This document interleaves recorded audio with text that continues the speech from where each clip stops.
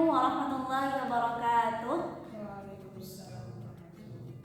Pada kesempatan kali ini, kami dari kelompok 10 yang beranggotakan saya Desri Salatul Khairunisa dan kedua teman saya, Vina Azkia dan Umar Abba, kita akan mempresentasikan materi tafsir mengenai surah Al-Waqiah. Nah, pembahasan ini meliputi 5 poin.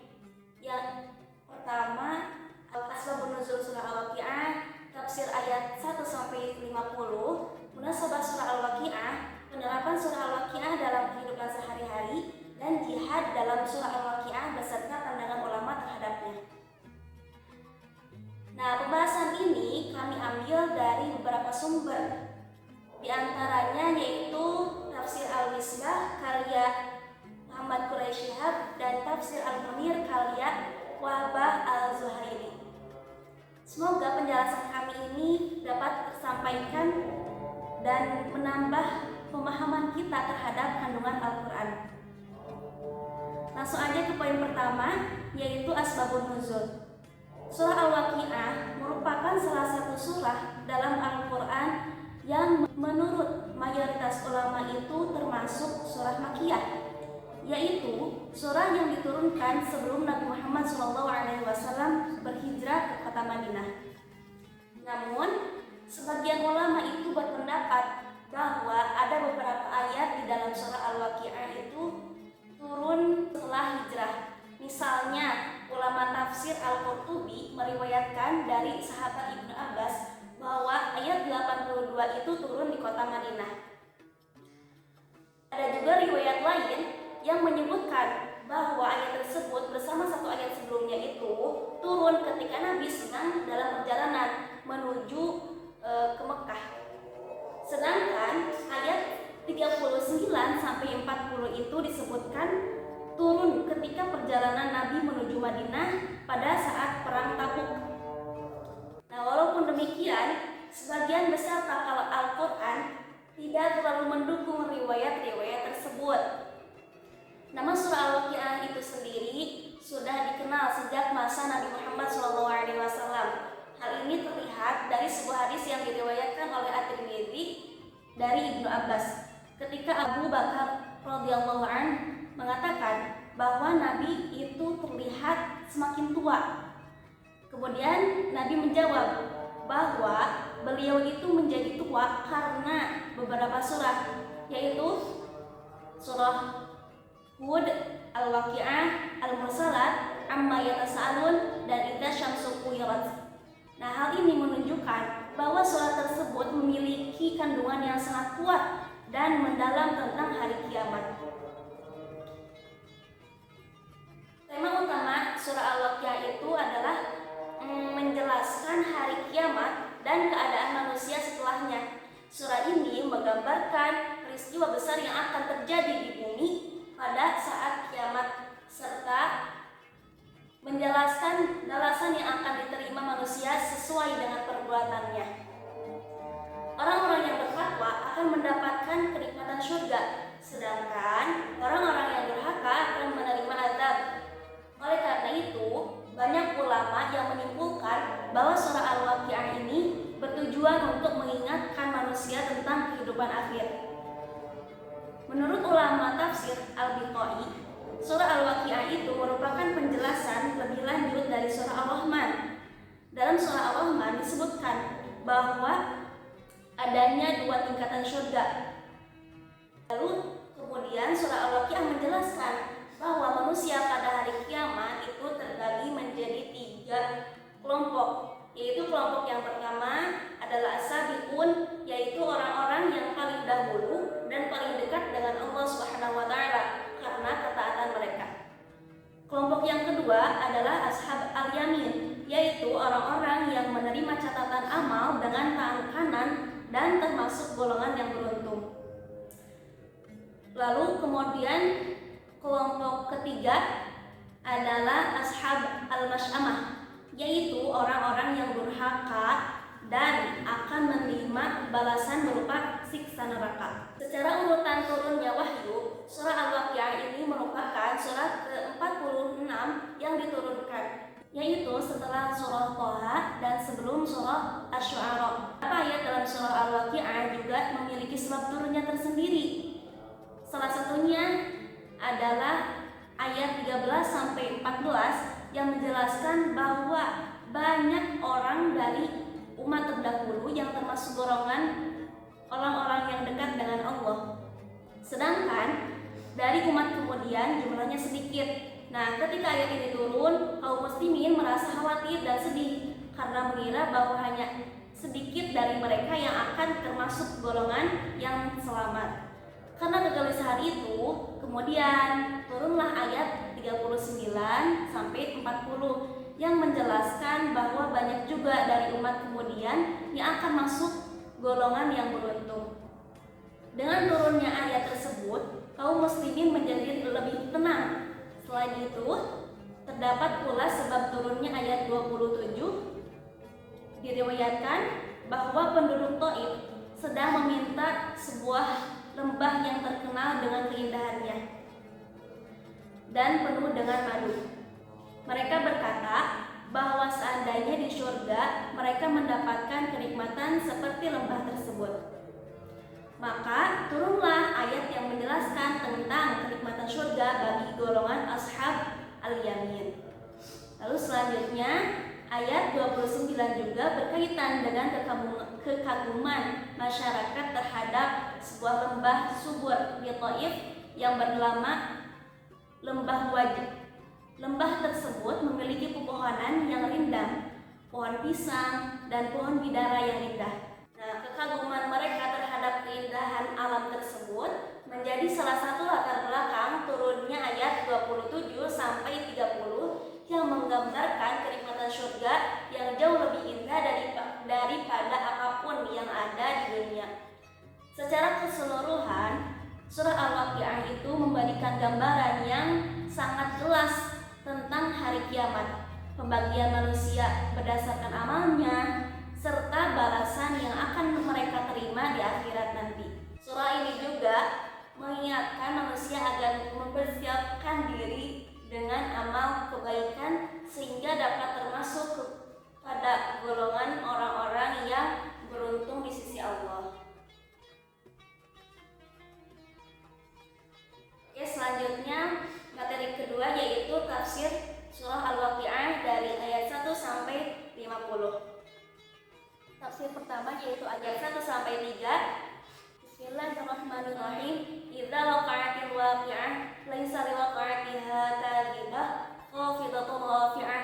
Yang artinya, apabila terjadi hari kiamat, tidak seorang pun dapat mendustakan terjadinya.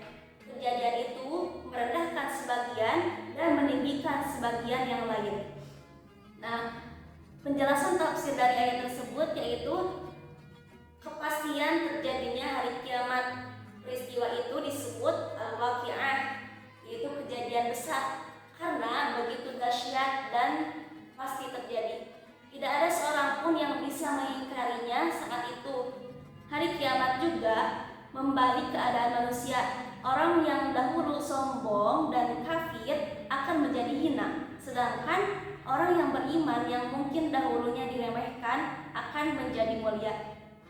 Lalu ayat 4 sampai 6 yang berbunyi idza rujjatil ardu rajja wa bussatil jibalu bassa fakanat haba'an munbatha, yang artinya apabila bumi digoncangkan sedahsyat-dahsyatnya dan gunung-gunung dihancurkan sehancur-hancurnya lalu menjadi debu yang bertebaran.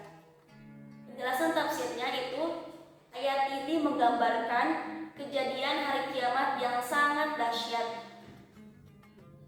Yang pertama, bumi akan digoncangkan dengan gempa yang sangat kuat, lalu gunung yang kokoh itu akan hancur dan gunung tersebut berubah menjadi debu halus yang berterbangan. Nah, ini menunjukkan bahwa pada hari kiamat itu semua yang kuat di dunia akan hancur. Dilanjut ayat 7 sampai 9 yang berbunyi kuntum azwaja salasah wa ashabul maimanati ma ashabul maimanah wa ashabul masy'amati ma ashabul masy'amah, yang artinya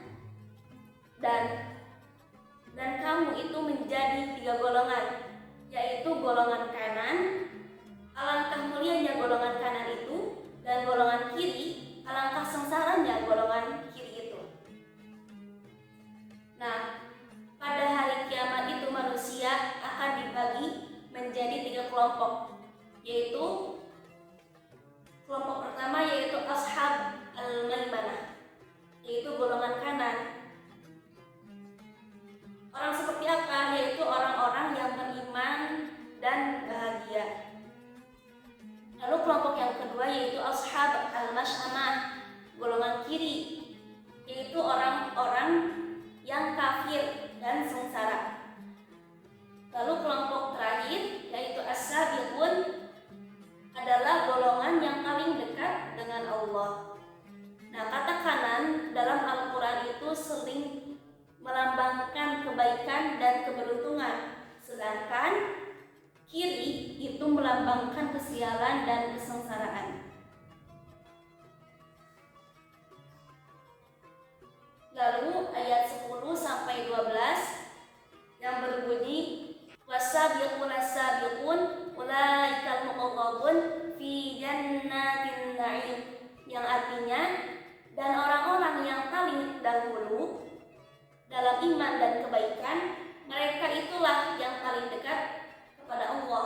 Mereka berada di surga kenikmatan.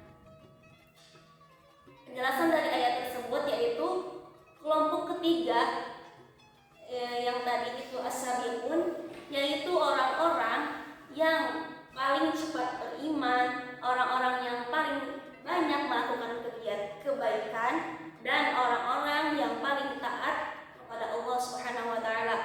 Nah, mereka itu mendapat kedudukan paling dekat dengan Allah dan tinggal di surga yang penuh kenikmatan. Dilanjut ayat 13 sampai 14 yang berbunyi Sullatum minal awwalin wa qalilum minal akhirin, yang artinya segolongan besar dari umat-umat terdahulu dan sedikit dari umat kemudian. Nah, penjelasan dari ayat tersebut yaitu golongan as-sabiqun itu kebanyakan berasal dari umat-umat terdahulu, sedangkan dari umat Nabi Muhammad SAW itu jumlahnya lebih sedikit. Namun sedikit di sini itu bersifat relatif, bukan berarti sangat sedikit. Umat Nabi Muhammad itu tetap memiliki banyak penghuni surga. Lalu ayat 15 sampai 19 yang berbunyi ala sururim mawdunah muttaqin 'alaiha mutaqabilin yaqufu 'alaihim yadanun mukhalladun bi'akwabin wa abariq wa ka'sin min ma'in la yusaddaun 'anha wa la yunzifun, yang artinya mereka berada di atas dipan-dipan yang indah, bersandar sambil berhadap-hadapan, dilayani oleh pemuda yang selalu muda dengan membawa gelas dan minuman dari sumber yang mengalir. Minuman itu tidak membuat mereka pusing dan tidak memabukkan. Nah, ayat ini itu menjelaskan, menggambarkan kenikmatan surga bagi golongan as-sabiqun, yaitu seperti duduk di tempat yang indah dan nyaman, dilayani oleh pemuda surga, dan minuman surga yang nikmat tapi tidak memabukkan.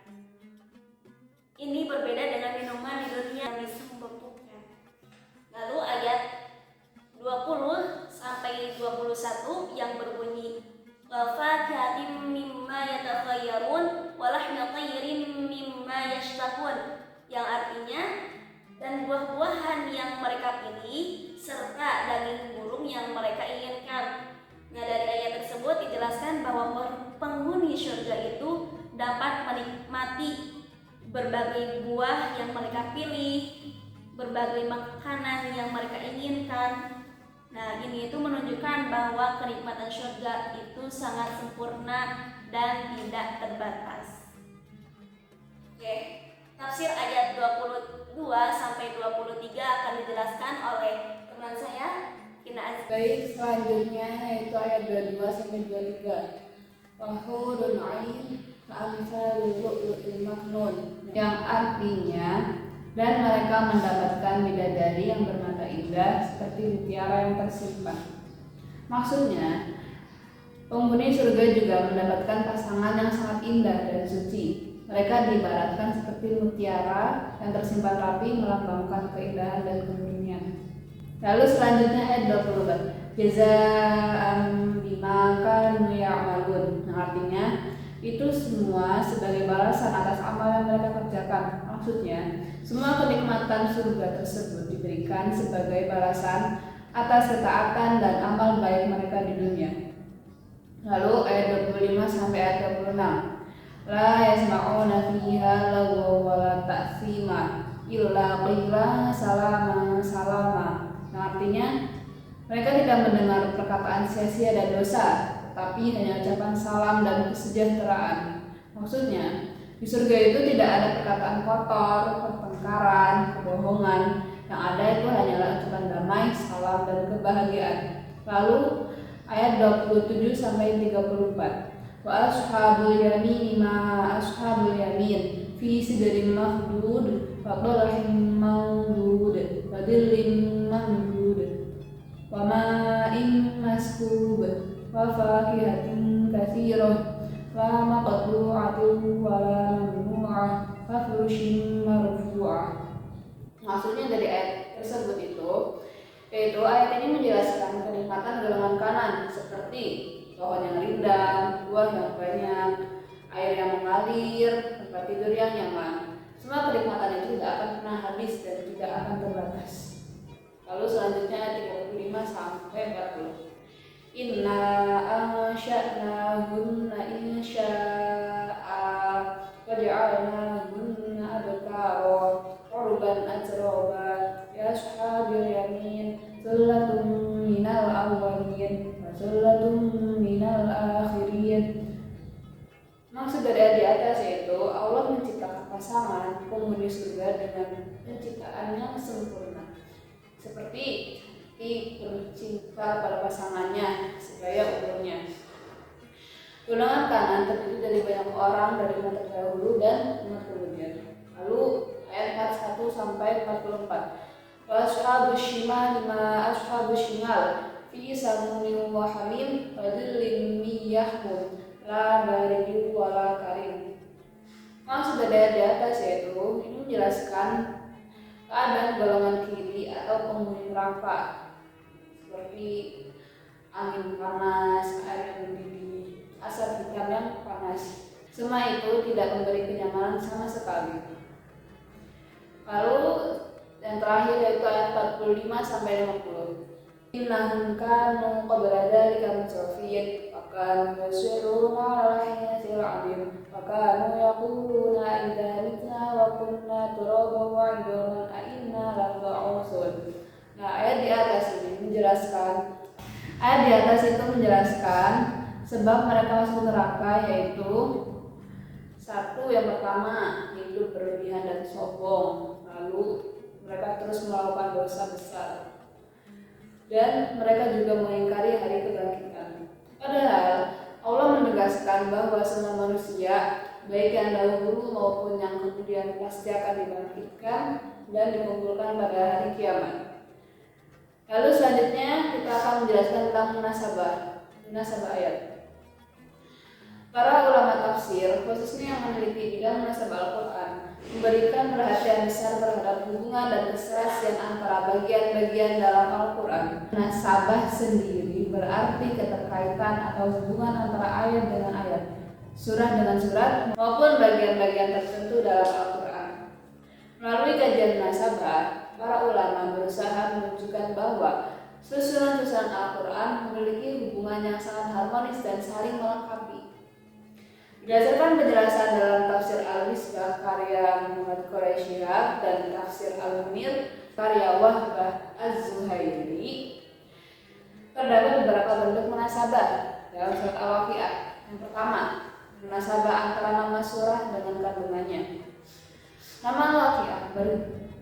Nama Al-Waqiah berarti peristiwa yang pasti terjadi. Nama ini sangat sesuai dengan isi surat yang banyak membahas tentang hari kiamat dan kepastian terjadinya hari pembalasan. Hal ini terlihat pada ayat 1-3 surat Al-Waqiah yang menjelaskan bahwa ketika hari kiamat terjadi, tidak ada seorang pun yang dapat mendustakannya pada hari tersebut. Manusia akan mengalami perubahan keadaan yang sangat besar.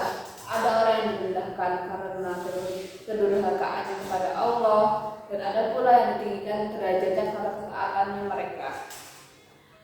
Hari kiamat disebut al-waqi'ah untuk menegaskan bahwa peristiwa tersebut benar-benar akan terjadi dan tidak dapat dihindari.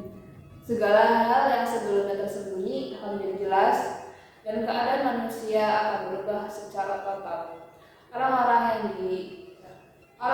di dunia dianggap mulia namun sebenarnya kafir akan menjadi hina. Sedangkan orang-orang yang beriman yang dahulu diremehkan akan diangkat derajatnya. Dengan demikian, nama surah ini secara langsung menggambarkan tema utama yang dibahas di dalamnya, yaitu kepastian terjadinya hari kiamat dan pembalasan bagi seluruh manusia. Lalu yang kedua yaitu munasabah antara akhir surat dengan awal surat berikutnya. Munasabah juga dapat dilihat antara akhir surat Al-Waqiah dan awal surat Al-Hadid. Di akhir surat Al-Waqiah ayat 96 terdapat perintah kepada manusia untuk bertasbih kepada Allah yang berbunyi, maka bertasbihlah dan memuji nama Tuhanmu yang Maha Agung. Perintah tersebut menegaskan bahwa manusia harus menyucikan dan mengagungkan Allah. Sementara itu, awal surat Al-Hadid menjelaskan bahwa seluruh makhluk di langit dan di bumi telah bertasbih kepada Allah. Artinya, tasbih bukan hanya kewajiban manusia, tetapi juga merupakan kenyataan yang dilakukan oleh seluruh ciptaan Allah. Dengan demikian, terdapat hubungan makna antara kedua surat tersebut. Surat Al-Waqiah memberikan perintah kepada manusia untuk bertasbih, sedangkan surat Al-Hadid menjelaskan bahwa seluruh alam semesta sebenarnya itu sudah melaksanakan tasbih kepada Allah. Hal ini menunjukkan kebesaran dan kekuasaan Allah atas seluruh makhluknya. Lalu yang ketiga yaitu munasabah antara kelompok ayat dengan kelompok ayat lainnya dalam satu surat. Dalam surat Al-Waqiah terdapat hubungan antara beberapa kelompok ayat yang saling melengkapi. Pada ayat 15 sampai 19, Allah menjelaskan kenikmatan yang diberikan kepada penghuni surga dari golongan yang paling tinggi derajatnya. Mereka digambarkan duduk di atas dipan yang indah berhias emas dan permata. Mereka bersandar dengan tenang dan saling berhadapan dalam suasana penuh bahagia. Para pelayan yang selalu muda melayani mereka dengan membawa minuman dari mata air surga yang tidak membuat mabuk atau kehilangan kesadaran. Kemudian pada ayat 27 sampai 34, Allah menjelaskan kenikmatan yang diberikan kepada golongan penghuni surga lainnya, yaitu ashab al-yamin atau golongan kanan. Mereka juga mendapatkan berbagai kenikmatan seperti berada di antara pohon bidara yang tidak berduri, pohon pisang yang buahnya tersusun rapi, naungan yang luas, ada mengalir, serta buah-buahan yang melimpah dan tidak pernah habis. Selain itu, mereka juga mendapatkan tempat beristirahat yang tinggi dan nyaman. Hal ini menggambarkan kemuliaan dan kebahagiaan yang mereka rasakan di surga. Sebagian ulama menafsirkan pada kursi dalam ayat tersebut sebagai kasur atau tempat tidur yang tinggi dan nyaman. Namun ada juga yang menafsirkannya sebagai kiasan untuk pasangan hidup di surga. Dalam penafsiran ini, pasangan tersebut digambarkan sebagai kedudukan, keindahan, dan akhlak yang sangat baik sebagai bagian dari kesempurnaan kenikmatan surga. Dengan demikian, hubungan antara kelompok ayat ini menunjukkan bahwa surat Al-Waqiah itu menjelaskan tentang tingkatan-tingkatan kenikmatan surga sesuai dengan derajat para penghuninya. Lalu yang terakhir yaitu munasabah antara surat Al-Waqiah dengan surat sebelumnya. Hubungan antara surat Al-Waqiah dan surat sebelumnya yaitu surat Ar-Rahman juga menunjukkan keserasian makna. Pertama, kedua surat sama-sama membahas tentang hari kiamat, surga dan neraka. Keduanya menjelaskan bahwa setiap manusia akan menerima balasan sesuai dengan amal perbuatannya. Kedua, surah Ar-Rahman lebih menekankan rahmat dan nikmat Allah. Hal ini terlihat dari pengulangan ayat yang berbunyi Fabi'ayyi ala'i rabbikuma tukadziban. Artinya, maka nikmat Tuhanmu manakah yang kamu dustakan. Ayat ini diulang berkali-kali untuk mengingatkan manusia tentang banyaknya nikmat Allah. Sementara itu, surat Al-Waqiah lebih menekankan kekuatan dan kedahsyatan hari kiamat serta pembagian manusia menjadi 3 golongan, yaitu yang pertama as-sadiqun, yaitu orang-orang yang paling dahulu beriman dan paling dekat kepada Allah. Kedua, ashab al-yamin, yaitu golongan kanan yang beruntung, dan terakhir ashab ashimal, yaitu golongan kiri yang celaka.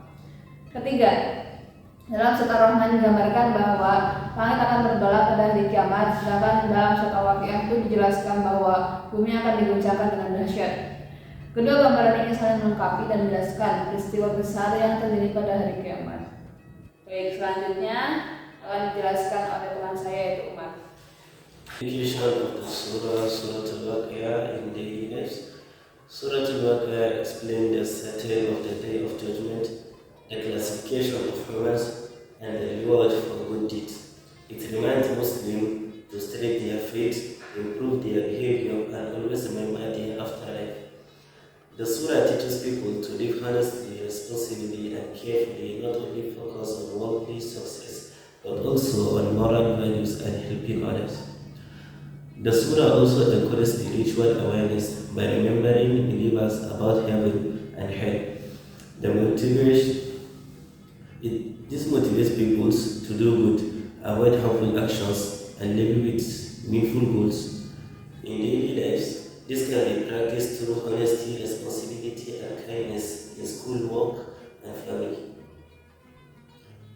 Many Muslim communities recite Surah Al-Waqiah regularly because it brings peace of mind, closeness to Allah, and discipline in worship. Some people associated the surah with blessing in substances. Although scholars mention that the hadith about the preventing poverty is considered weak, however, reciting it can still bring spiritual benefit such as inner peace, health and contentment. Jihad in Surah Al-Waqiah. Surah Al-Waqiah is a Makkiyah surah that mainly discusses the Day of Judgment and the division of people in three groups.